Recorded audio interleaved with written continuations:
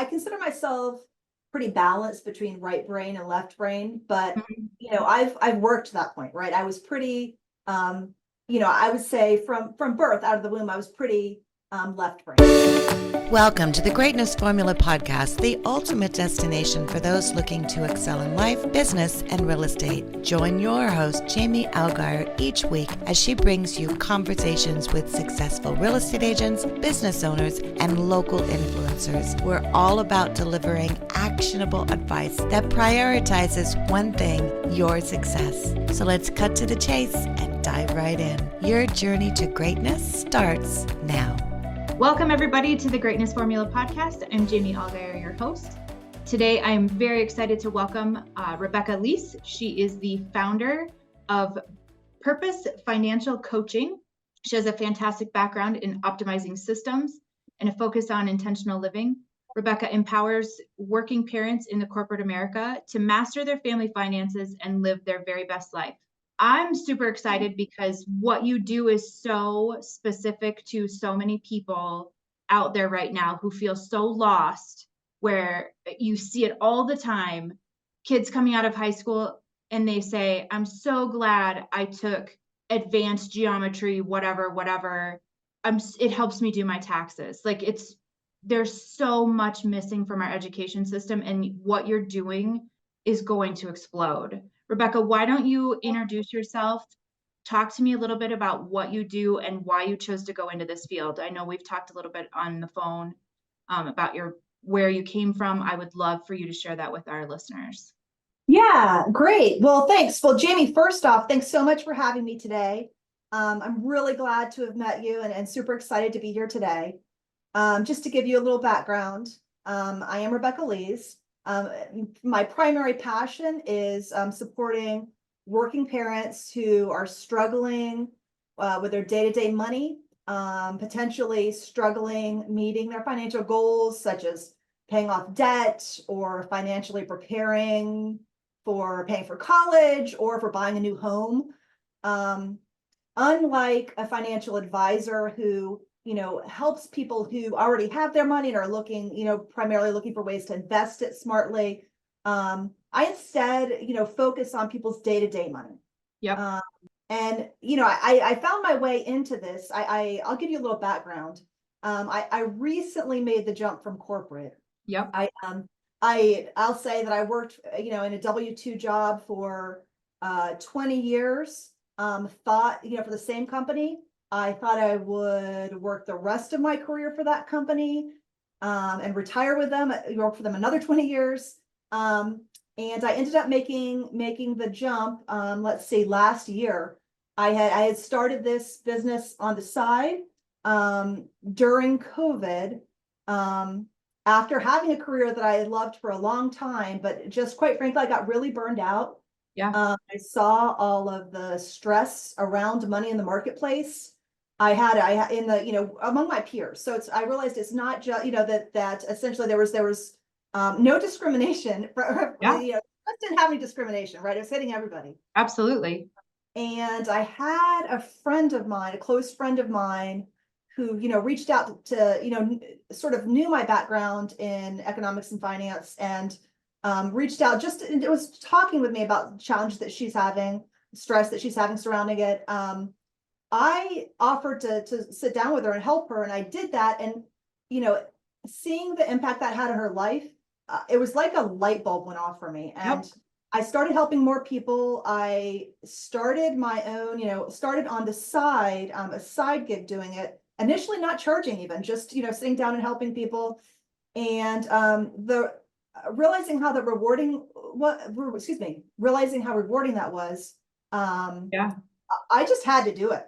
Right. I think I've heard before, I don't know if you've ever heard the sentiment that once you know your calling, you can't not do it.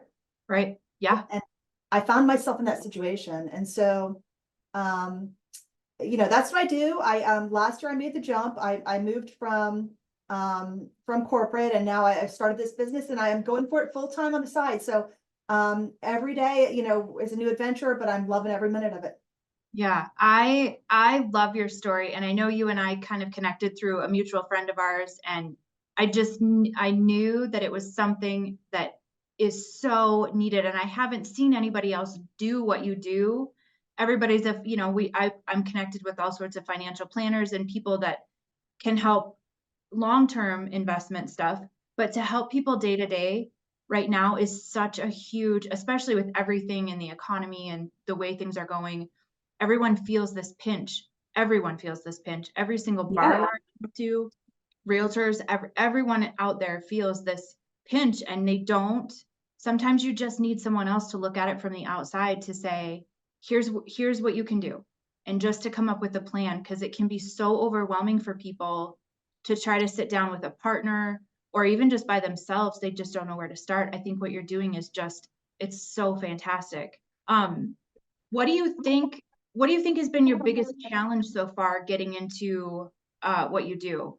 Yeah, so I would say that you know, I mentioned that I'd worked for the same company for 20 years. If you'd asked me 2 years ago, I would have told you that I'd retire with them. I've never had before recently, I never had the itch to have my own business, to be an Mhm. entrepreneur. And once that switch flipped, it flipped hard, right? Yeah, And so now that I've made the leap, it's I would say that the challenges are, getting up to speed on, how marketing and sales and the right, organization and things like that. So yeah, that has been, fortunately, I've been fortunate in that, I had enough of a financial buffer built up such that there's not pressure to match my income that I was making right away, sure. right? Yeah, So that's something that as time goes on, I'm learning more and more. And yeah. I think also there's a tendency to, yeah, I lost my train of thought there, Jamie. Maybe we could cut that part. Okay. Um, so are there specific tools that you found, because you are still kind of, you're in this building process? Are there tools that you have found that maybe you would suggest for another entrepreneur who's going out and kind of doing maybe not exactly what you're doing? Because I think as salespeople, we're all out there selling ourselves. As an entrepreneur, small business, that's what we're doing. We're selling ourselves and our passion. Are there tools that you have found, either physical tools or online tools, that you think, oh my gosh, this was like life changing for my business? Uh, so I don't know about life changing, but I think, for me, the things that I got in place initially was a scheduling tool Okay. and a CRM tool. Okay. And this was not because I knew those were the right things to get in place, but because I, essentially had that recommended to me by someone else in the business. And so I found that to be, really helpful in terms of, having, the initial tools in place in order to stay organized. Those are the tools that I think have been the most helpful in terms of staying organized. And it doesn't take a lot, Jamie, really. I mean, Right. the CRM tool I'm using is a free CRM tool, and I'm going to try to remember the name of it. I should remember the name of it, Streak. But it's a Okay. downloadable tool. There are other free tools. Yeah. But when you're first starting out, from what my experience, it seems you don't really need a lot, right? I think it's possible certainly to get started and keep your operating expenses pretty low. But I think you and I were even having a discussion about scheduling tool and the value of, Yep. cutting down on back and forth with customers. I think that also tends to present a little bit of a little bit of authenticity with customers, right? That you Absolutely. the proof. Yeah. um, and then the CRM has just been really helpful in terms of staying organized. Right. That's awesome.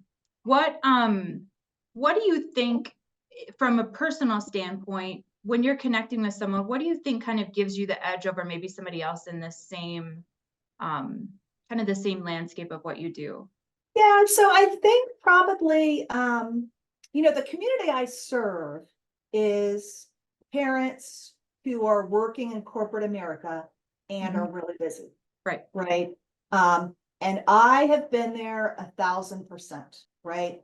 Yep. I know what it's like to have a really demanding career and have your family on the other side and trying to be managing those things and not have time to deal with, hardly going to the bathroom, Right. much Right. less dealing with your personal finances, Right. right? And I think there's this, I think traditional budgets have largely failed us, right? For sure. They work for some people, and for those people that they work for, there's a portion of that community that thinks, well, why should it be so hard? There's plenty of resources online, and that works fine for some people. Mm-hmm. That works fine. Some people, can call into, I won't name names here, but some people can go online and hear the people that advertise, that have shows, and follow those guidelines, and it works fine for them. And Absolutely. I think that's great, but that's not everyone. Mm-hmm. And I know that wasn't me, Right. right? I know that when I was starting out, even though I have a background, I majored in economics and I have a background in finance. When I was starting out and, initially got married and, was combining finances with my husband, and here we were coming in with different like money personalities. Yep. And we had a heck of a time trying to like get things straight.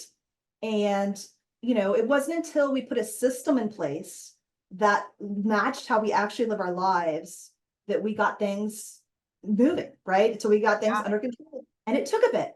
But once we did, it was like it was like the sun was shining. And so to answer your question about, how, what do I think I think your question was how do I think gives me the advantage with my clients? Mm-hmm. Really, it's that I really have a heart for them, right? I know where they've been. And I've been there, and I think I can therefore, really commiserate with where they are and know the things that are needed to help them. Yeah. I think what strikes me is when you're dealing with people who are salespeople and who are on 100% commission, this is part of kind of what you talked about with some people can listen to or read a book and they can make their budget and they can stick to it. Well, if you're 100% commission, and if you have two people who are 100% commission, your commission, like your month to month income can vary so widely. Knowing that you can help someone work through that is such a huge advantage, I think. Just seeing, from my side, people's financial struggles and trying to help them the little bit that we can during the loan process, we can give them suggestions, but being able to connect them with someone like you who can really help organize all of those finances, and it can be a much longer term thing, that is just, I think it's amazing. So since you're just getting going, this is kind of a hard question, but when your workload slows down or when you feel like you're kind of losing momentum, how do you keep yourself motivated? Because that's something we all kind of deal with. There's ebbs and flows, and what do you do to help keep yourself motivated? Yeah. So, at the risk of citing what I feel like is, that's hurt a lot these days. I think there's a lot of credibility to having that strong why, right? Yep. One of the things that I did early on, and just to know that I'm sort of I consider myself pretty balanced between right brain and left brain, but I've worked to that point, right? I was pretty, I would say from birth, out of the womb, I was pretty left brained, right? I'm pretty analytical and that sort of thing. Yep. And as I've gotten older throughout my life, I have sort of embraced the other side. One of the things I did initially, and this was while I was still, working in my career and made the decision I was going to start this business part-time on the side, is I really put pen to paper on what my vision was, right? So it was, it was important to me that if I were going to consider making a move, that I built something that was a life that I wanted to live, right? Mm-hmm. And so I think really spending some time reflecting on, what do you want in your life? Like not only business, but like, what do you want your life to look like? Right. Socially, with your family, health, intellectually, what do you want your life to look like? And so and therefore, what do you want how do you have a business that supports that, right? So I think really, the goal is to have a business that you're focusing the majority of your time and energy on the things that you enjoy, right? There's going to be times where, as far as I know, and I'll just say from my viewpoint, there's times there's going to be things in your business that you have to do that aren't your favorite things. Right. Right. Yep. But in terms of like energy share, you should be striving to set things up in a way that your energy is focused on the majority of the time on things that you do love. And so I think your question was about, what do you do when you find yourself in a slump with, things are, you're not having your head in the game or whatever. And I'll say that just in my time out, I went through a period where I realized that I was spending more of my time in activity that I didn't love, social media, and and I was spending too much of my day on that, and I wasn't enjoying it, and it wasn't true to my vision. And so I took a time out, and I stepped back, and I regrouped, and I evaluated what I was doing, and I realigned. And so I think it's important to set that vision and revisit it, right? Yep. And then there's going to be times where you go through the hard time anyway. And I think, absolutely. in fact, that strong why. I mean, Jamie, I'd be interested to hear what you see on that. Well, I think it's for my business specifically, because we're coming out of a really tough year. I mean, it was the highest interest rates we'd seen in 30 years. I mean, that's crazy. It's hard to, and there's always going to be home selling, right? And really for us, we go through a lot of coaching where I work. We have weekly coaching, and we're kind of pushed to like always look for coaching and different things and different tools to use. And really what I actually just got done teaching a class to some realtors. And it was figuring out your 10-year goal, your 5-year goal, and coming backwards. Okay, so I have my 5-year goal. What do I have to do every year to hit that 5-year goal? And then breaking that this year down into quarters and then down into months. What do I have to do this month to hit my end of the year, to hit my end of quarter goal and then my end of year goal? And then really it's taking that data and drilling down to daily activity. So the natural, where I live, it's cold. I mean, we just got out of a 35 below cold snap, and people aren't out looking at houses. But when you look at the whole month, they still are. So it's really focusing on that daily activity and not getting caught up in the year-end goal. Like, oh my gosh, it's January and I haven't hit my year-end goal, right? You have to focus on that daily activity that feeds the weekly activity, that feeds the monthly activity, and so on and so forth. Yeah.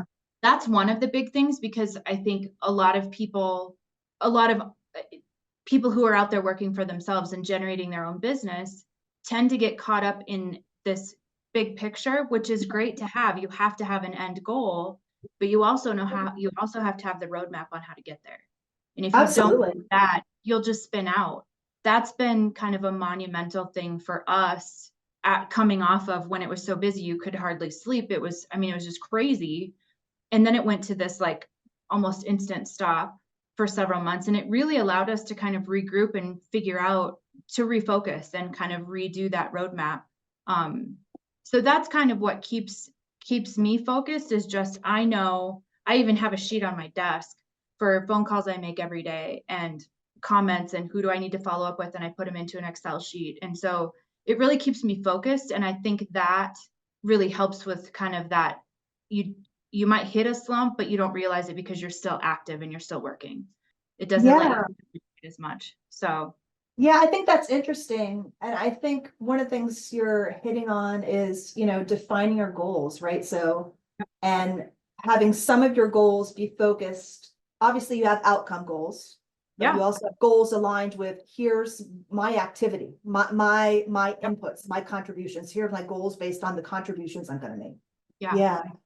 So we call it the greatness tracker. And we track how many face-to-face meetings we have every week, how many like sit down lunch type, this kind of meeting. how many phone calls we make every day, how many applications we get, how many thank you cards did we send out? How did we sit down and actually tell someone, thank you for sending me business, or thank you for choosing me for your loan? That's huge. Nobody Yeah. gets a handwritten thank you note anymore. And so, those kinds of things really keep us, and I really think it's accountability to your job. When you're self-employed or you're self-generating, you have to stay accountable, because there's no one making you show up to work, really, Yeah. right? Yeah. Like, I had customers here, I had clients here till it was about 6 o'clock last night. And they said, we're so sorry to keep you after hours. And I said, you know what? I actually love this because it gives me a little bit of freedom tomorrow or over the weekend to really not feel quite so like, oh, I have to be there at 8 o'clock. I was here till 6. I worked till 9 last night.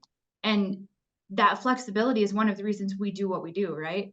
Because we Yeah. can on some of those other scheduling things where we might want to take, most people take an hour off for work or for lunch. We might take an hour and a half one day, or we might do our groceries at 9 o'clock in the morning instead of 5 o'clock at night when everybody else goes. So, but really making sure that you stay accountable to yourself, because that's hard. That's a hard thing. And especially when it's tough, when it's a tough sale or it's a tough time in the industry that you're in, making sure that you stay accountable to yourself just simply by having a list made of the phone calls you want to make tomorrow sometimes can be a game changer for the next month. Yeah. So do you So- have on your team, and I'm sorry, I'm not trying to review you. No, you're fine. Totally. On your team, it sounds like you have some accountability meetings within your team on that? Oh yeah. Yeah. Yep. Yeah. This is my little list for this week. Yeah. This is the end here on the end.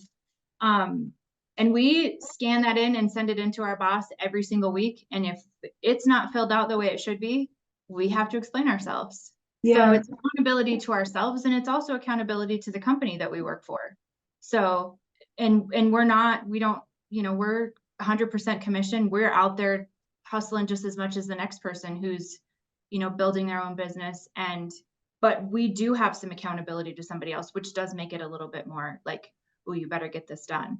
But it's a great tool for anybody. Anybody could use that. Yeah, I agree with that. I think that, having, and I don't have a formal, that's something I've recently reflected on is, Mhm. Getting, I have colleagues that I meet with and, that sort of thing. Sure.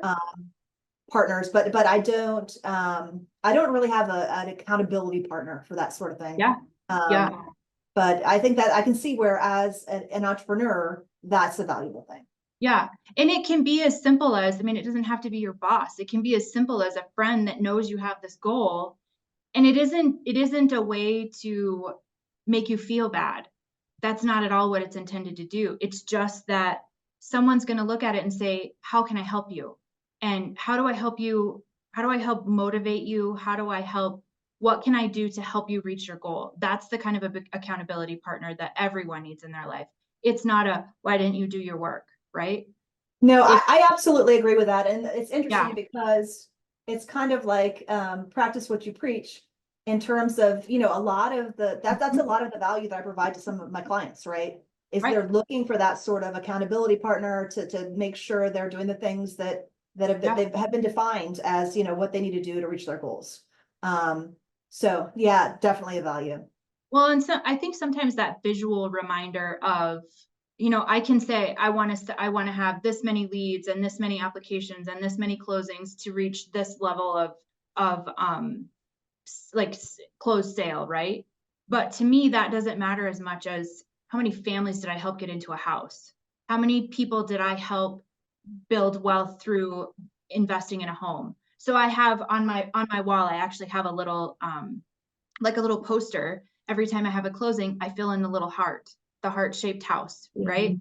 Because that's what it is. It doesn't, the total amount that I close isn't my goal. It is how many families have I touched. And so sometimes those visual reminders, and maybe it's with what you do, maybe people are saving for a trip, maybe it's the palm tree that they fill in for every $100 they save or something. But that visual reminder of, is it more important that I buy the shirt, or is it more important that I put money away for this? Because that shirt might not last very long.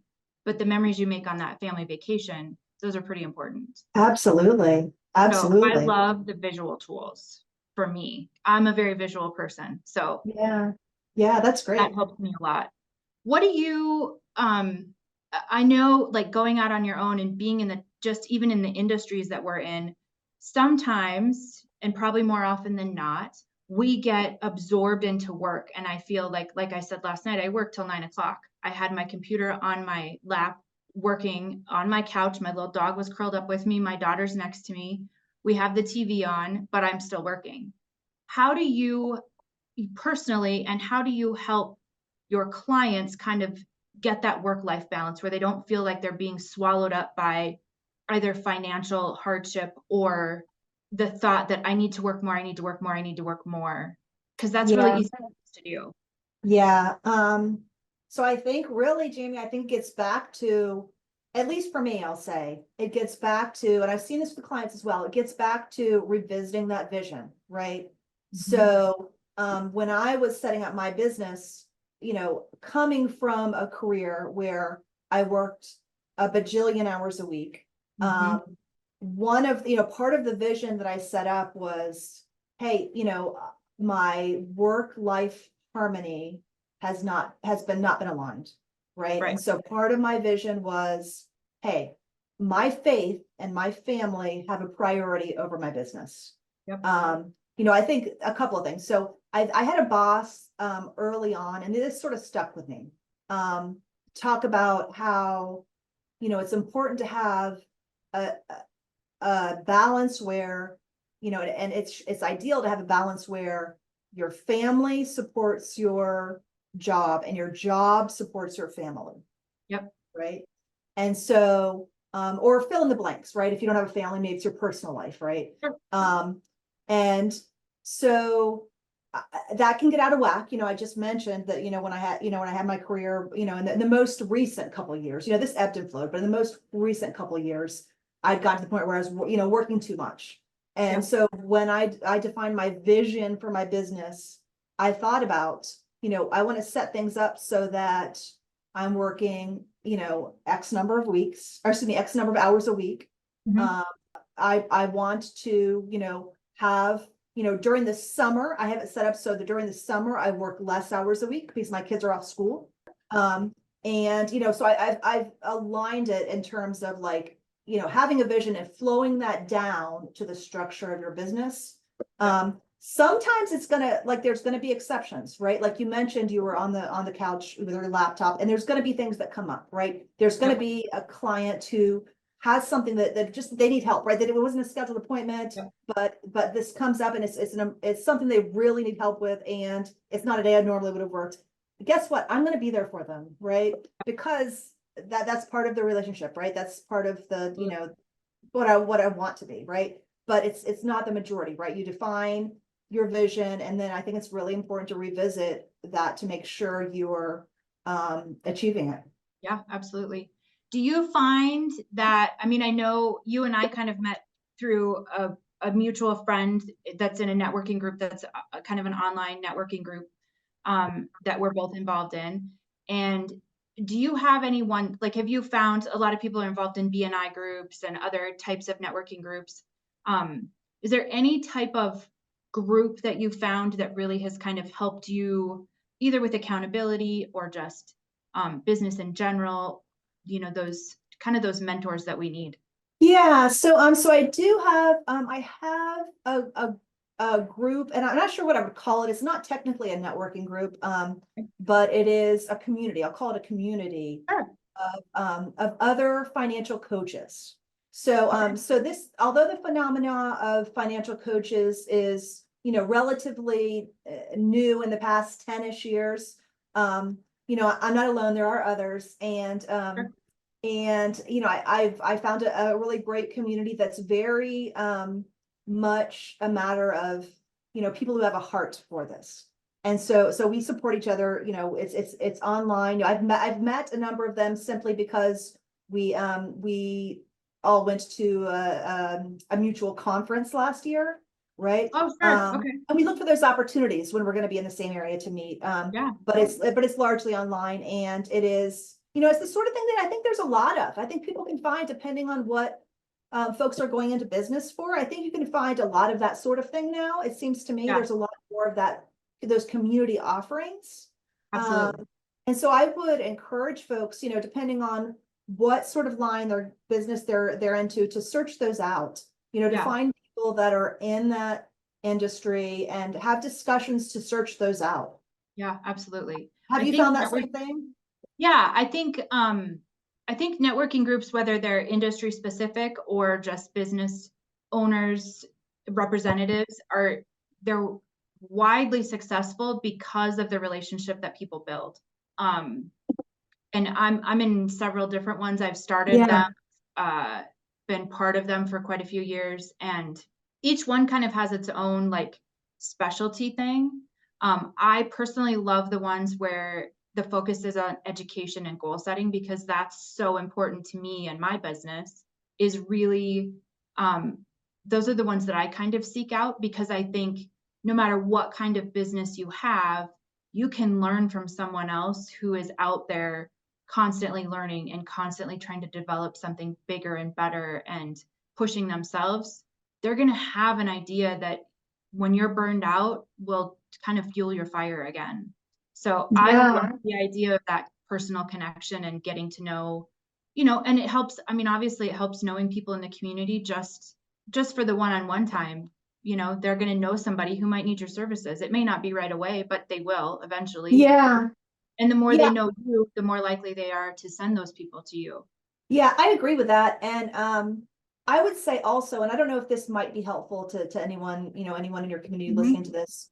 When I started out, it was my impression that, those groups, those networking groups were by and large, or perhaps in totality, referral networks, right? Like it's intended for the referral purpose. Sure. And those groups do exist and do have a value, but that's not all there is, right? There's also the communities that are intended for support and growth and accountability and that sort of thing. So so I think one doesn't preclude the other, but I would encourage folks to sort of seek that out as well. Yeah, look for, I mean, like you said, there's referral networks, and those are great, but sometimes on the surface can be very on the surface. There's not a lot of meat there. There's not a lot of relationship there. Obviously, the longer the groups have been together, the more they know each other. But those I've definitely found each one has its strength, and you might need a couple of them to really be full, like well-rounded, just as a business person. Yeah. What are there? So obviously we live in an age of podcasts and fantastic books. There's so much information out there. Are there certain podcasts, or is there a favorite author that you like to read, either personal or business related? Yeah. What do you find kind of fills your cup there? Yeah. So I will say I'm it's interesting. At Christmas this year, I'm trying to remember the exact situation. But so at Christmas, we always, I don't know, other families do this too, I think, but I don't know how many. When someone's opening a present, you shake it, you guess what it is, right? Okay. And so it's interesting. My youngest son, at one point there, I was guessing something, and I'm like, oh, I can tell it's gonna be something I really like. And he's like, well, I know you like financial books. So I am a little bit of a nerd with regards to that. But I will say, as far as podcasts and stuff, I'm recently very on fire for Alex Hermosi, definitely. Yep. I think he is. There are two people I follow that I think are equally, he being one of them, who are just so, like, the value they provide is unsurpassed in terms of like how much content they provide to their communities at no charge. Sure. And I think his story is so interesting, and I don't know, I don't know. I'm trying to think about your community and whether or not they would have already, read $100 million leads, $100 million offers, but those are like must-read books, I think, if you're those are great for books. any Yeah, entrepreneurs absolutely. coming in. There's also, in terms of books, one thing, this is a standalone book, but one book I would, that I really enjoyed and was really that I would recommend to folks who are interested in going out on their own or starting a business, but they don't know exactly what yet. Like they're not necessarily sure exactly the parameters of it yet. Is a book, I'm trying to think of the name of it, Designing Your Life. Okay. And it's a book by it's the life design book, and it's by two professors at Stanford who there's a life design department at Stanford, apparently. And they teach those courses there. And it's really about being very thoughtful about designing what you want your life to look like. And it was really eye-opening for me, both as a person, who's interested in going out on my own and starting my own thing. Also as a parent, also, with a kid who's getting ready to, graduate from high school before too long. Exactly what I was thinking. Yeah. So I definitely would, I can send over, I can't think of the author's name, but again, it's Designing Your Life. Yeah. And let's see what else. So those are one of my favorite podcasts. I know that similar name to yours is The School of Greatness. love that one. Listen to that one a lot. So I've become a little bit of a podcast junkie in the car. Yeah. So Yeah. I think, but what I was going to say is, fortunately for me, of the two people that I think are so generous with the content and have just so much to give are, one is Alex Hermosi, and the other one is specific to my industry. So Kelsey Dickey, but she's again in the financial industry. So interesting. That's awesome. Yeah. Very cool. So if you were talking to someone, I mean, we kind of talked about this. I think we kind of answered this question, but is there something specific that you would tell someone who came to you, you're helping them with their finances and they say, I really think I want to go out on my own. What piece of advice would you give them, just like as encouragement, or, hey, here's what to watch out for, or what would you say to that person? Yeah, so I think I would advise twofold. I have to keep your eyes on both, determine your vision, which we've already sort of covered that, I think, with the mission life sign. And then also think about the logistics, right? So even if you don't have the vision, even if you're still working on the vision or what, I would say, if you already know what you want to do, then make a plan. You can always adjust it. Absolutely. Make a plan of how you get where you want to get. Let's say you're working in a 9-to-5 W-2 job. You want to have a business of your own. Make a plan for, what sort of financial margin you need to build up in order to make that jump, and chart it out. You could always adjust it. Absolutely. And then if you do not yet have that vision down, if you're still working on that and you don't yet know, but you just sort of think you want to do this, then I would say my advice would be to build as much margin into your life as you can. And I'm talking about time, but I'm talking about financial margin, right? Like, try to see what it'd be like, and I'm talking about the sort of thing where you're thinking about going out on your own. Build as much margin in, try to, if you have debt, pay down debt, try to put some savings aside so that when you do have your vision, when you do want to make that jump, it shortens the timeline of, for you be able to do that. Right. Yeah, absolutely. Yeah. And I love that you pointed out, like, have a plan, but you can always change it. Always. I see a lot and of will. People, it will 100%. If you know anything, you know that it will change. Yeah. I see a lot of people who, in my industry, homeowners, who want to move up, or maybe they're buying their first house and they're like, I have this plan. And I said, and what happens if things don't go to that plan? And they kind of freeze, like deer in the headlights, like, you can always change. You can always adjust. That's why I love the idea of setting like a weekly goal and a monthly goal, because you have the opportunity to adjust before you get to the end of the year. You're in November and you're like, whoa, I didn't hit my goal. You can adjust during the year. You can adjust during the day. So I love that you pointed that out, because a lot of people think if they put it in writing, that's it. They have to do that. You don't have to do that. You can Yeah, drop the line out and do absolutely. something else. Yeah. Absolutely. Sometimes it just takes someone pointing that out to you, but it's hard for people to write goals partially because of that. They think if they write it down, that it's like, it's there forever. And it really isn't. Yeah. It is a work in progress, and it will always be a work in progress. Yeah. You're the master of your life. Absolutely. Yeah, absolutely. I really love the designing your life thing. Like you said, you have a kid who's getting ready to graduate from high school. I think I'm going to be finding that book for my own daughter graduating this year. I think that sounds like a great book to read. Great. So if you could take yourself out on a date when you were maybe 18 or 25, just graduating high school, just graduating college, what would you tell yourself at that age? After having a few years out of that age, what would you go back and tell yourself? Yeah, that's interesting. Well, I think I would approach it in this way, which let me just point out something that I didn't really have an appropriate grasp on. And so maybe I'd try to help myself understand this. When I was that age, I didn't know what I wanted to do, right? I went to college and I majored in economics because I heard that was a job, that was a major where you get a lot of jobs. And I was good at math. Yep. And then I got a scholarship based on that major. So I never considered changing that major. Okay. And then I got a job in that major. So, my life sort of went that way. And one thing I never really considered was, you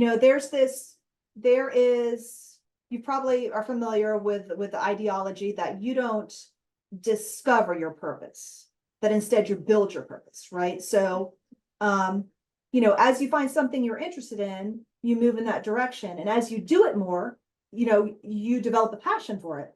Sure. And I think something that I'm a believer in that, right? I've based on my own life, I'm a believer in that. And I think something that I didn't really appropriately consider earlier on is that thing doesn't have to be in your job, right? You can, it may be that you have a job and you need to keep that job for now. Right. Yep. You have a 9-to-5 job and you need to keep that job. It doesn't prohibit you from pursuing these other things that you love and tipping your toe in and getting involved in on the side or and I know we're all busy, we have lots of things going on, but getting involved in some way on the side through volunteer work or through some mechanism where you can begin to explore those things that you think you may be interested in. And I think I didn't pay enough heed to that early on. I had my job and then my time off was my social time. I didn't pursue that as much as I would have, would encourage and will encourage my kids to do now. Yeah.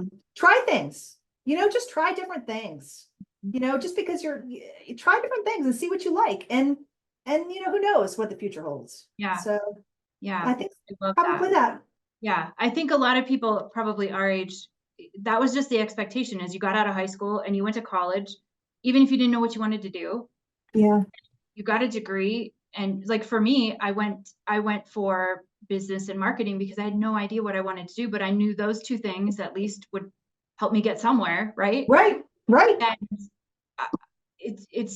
I think kids now are a lot like there's more grace given, I guess.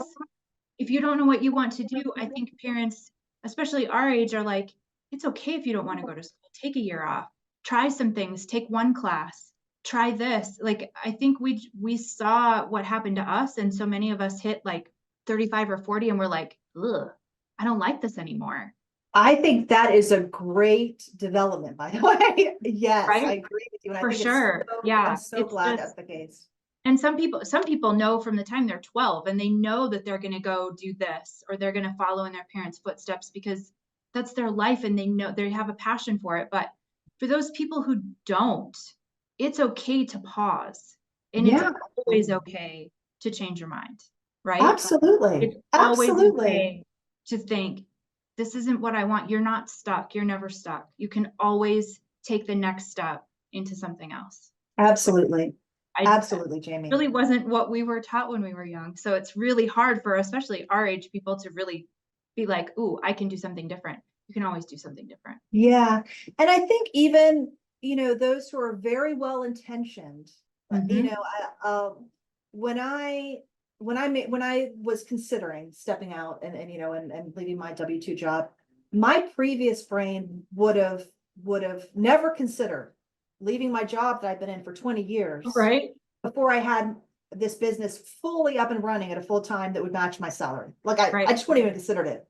And it's like the idea occurred to me, oh, I can do that. Yeah. Why couldn't I do that? Why can't I do that? Why couldn't I do that? Right?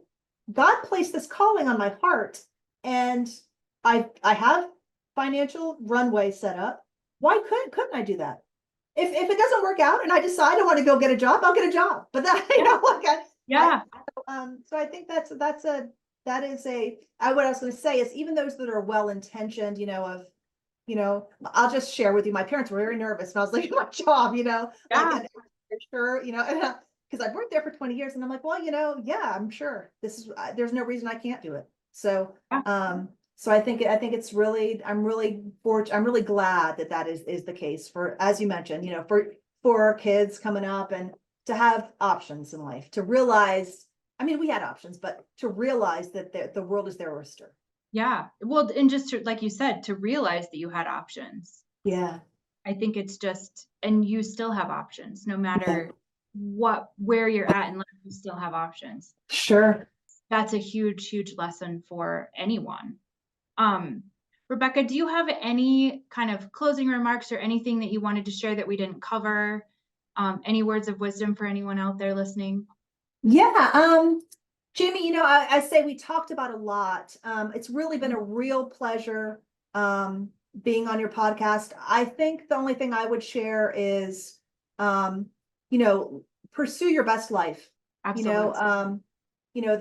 The mission of my business is to help people master their finances, to get them out of the way, right? To get their money out of the way so that they can live their best life. And, I think you've hit it on the head when you say it's never too late, right? It's never too late to pursue your best life. And so I don't think I have anything beyond that. I really enjoyed being on the podcast today. Yeah, thank you so much. I really appreciate you being willing to come on. We will link everything, Rebecca, Lise, we'll link your website and all of your stuff down below. I would definitely encourage you if you personally need some financial advice or someone who might benefit. She's a fantastic lady to be working with.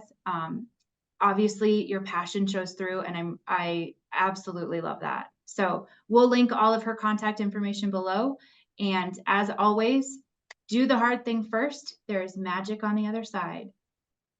And that's a wrap on another episode of the Greatness Formula podcast. A big thank you to all our guests and of course to you, our listeners, for tuning in. Remember, you can always find more episodes and resources at www.greatnessformulapodcast.com. If you found value in today's show, please consider subscribing, rating, and sharing with someone who could benefit from these insights. Your support helps us bring you more content aimed at making you unstoppable on your path to greatness. Keep striving, keep thriving, and remember, the formula for greatness starts with you.